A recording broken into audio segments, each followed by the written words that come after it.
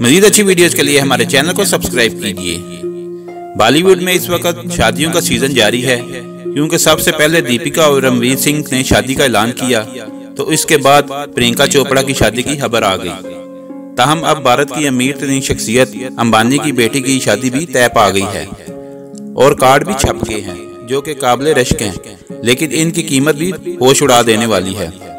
तफसीलात के मुताबिक मुकेश और नीता अंबानी की बेटी ईशा अंबानी अगले माह की 12 तारीख को अपने बॉयफ्रेंड आनंद प्रेमाल के साथ शादी के बंधन में बंधने जा रही हैं, जो कि अजय प्रेमाल और स्वाति प्रेमाल के बेटे हैं। शादी की इंतहाई पुरकशिश इजहार के बाद नीता अंबानी अब हमेशा के लिए प्रेमाल की होने जा रही हैं।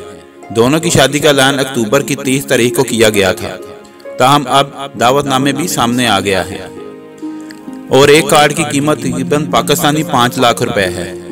ईशा अंबानी और आनंद की शादी साल की बेहतरीन और महंगी तरीन तकरीब का दर्जा हासिल करने जा रही है, जो कि इटली की नदी कोमो में इंजाम पाएगी।